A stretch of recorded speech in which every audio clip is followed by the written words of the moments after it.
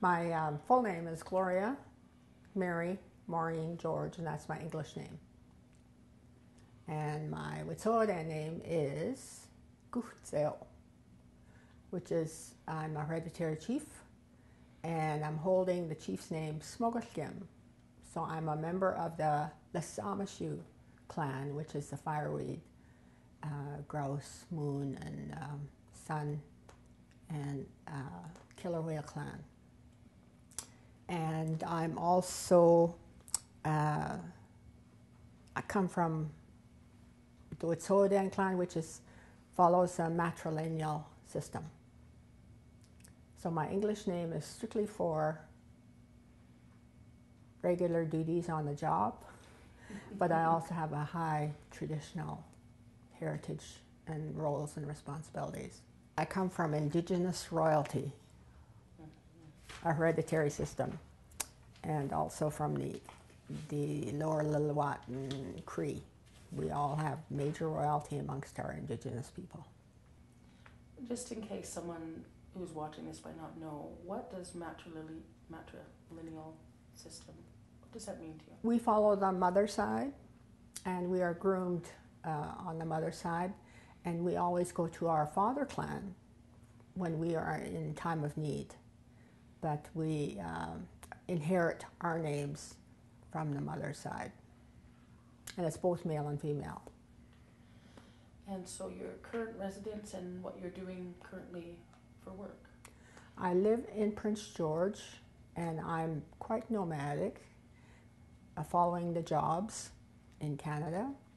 And my present task is as an instructor with a Northern Advancement Program at the University of Northern British Columbia. And I teach 2 courses, learning strategies of how students should be a success in university, and also how to do research writing. Great. Can you talk a little bit about family life growing up, your size of your family, and just anything else you might want to say about that? I grew up on private property in Hubert, and the Wet'suwet'en name is Tudinai, which means we live beside the large hill that loomed over the valley and the river, and in a rural setting. So I grew up in a small farm, and I lived not too far from a small village and a town. I guess now they're called cities, but it's a town. And I grew up in the bush. I say in the bush because I grew up traditionally.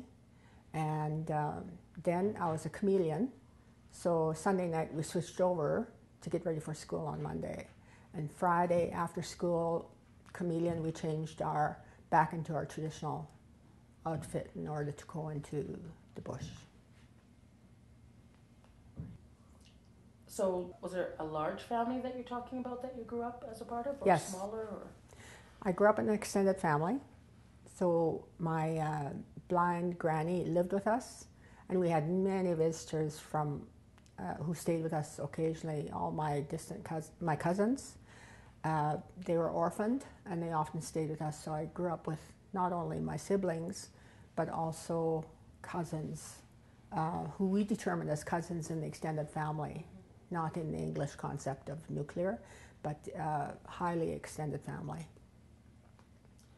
And so how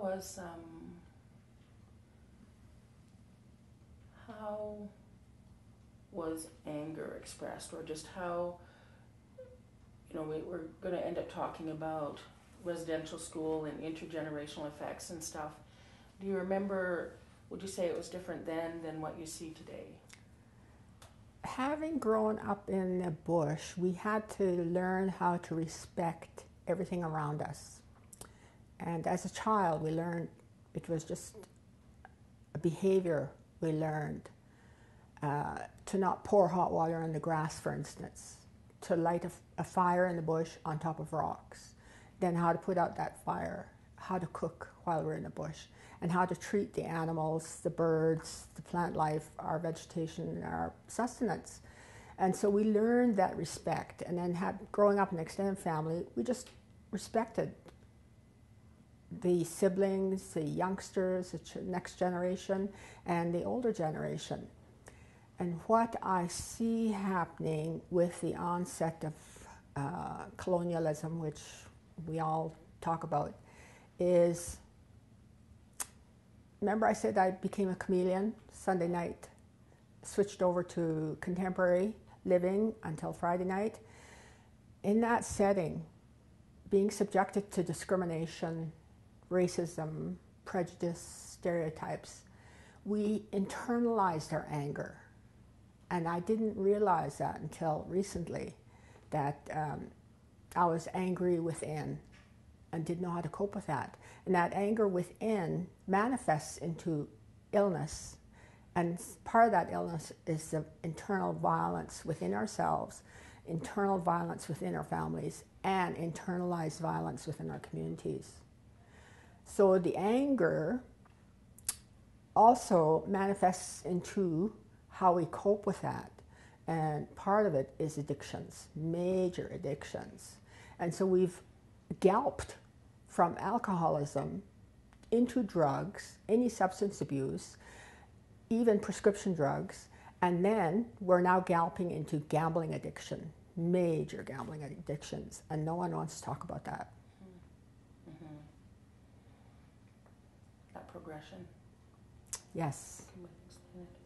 So in terms of violence, would you say, is violence a concern in our community, and how is it impacting our community, if it is a concern to you? Yes, and I can only speak from the experience I've had while working in a jail.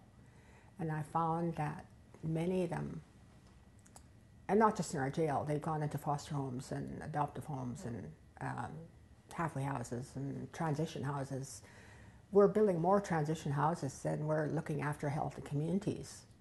And the transition houses are both for the men and women, but predominantly women and children. And so we're really affecting our families. And the support from the community is not there because we're in isolated areas. And so we isolate the internalized violence. And we have no post-trauma counseling. And I think we're starting to do that today, but it should be our own psychologists, our own psychiatrists, our own healers who have the experience to do that, not just the ones who call themselves healers. Yeah. We have to have structured counseling, and that way the people, I can heal. If I don't trust my counselor, I'm not going to heal. Mm-hmm. Gloria, you used the term a couple times now, internalized violence. What do you mean? When I lack confidence and I lack self-esteem, I denigrate my own status. And status I mean by I keep myself in an inferior state because that's the only way I can cope with it. That's the only thing I know how to deal with an internal state. I can handle that. And when I vent, I'm going to vent against someone I know.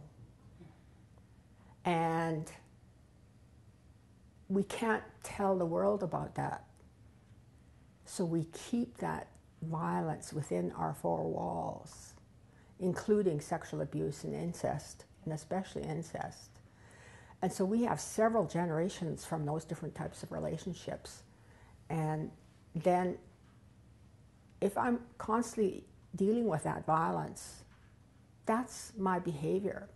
And that behavior becomes violent. And this is what I mean by internalized violence. I become violent, and I have to deal with that.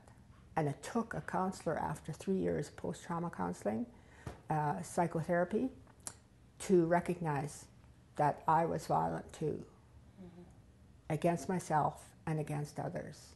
And especially against children, because they're vulnerable, and we can get away with it.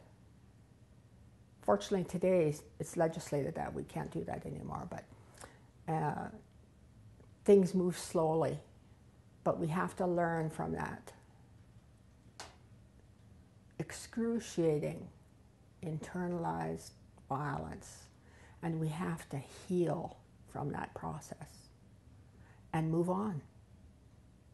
We can't stay mired in that state of anguish.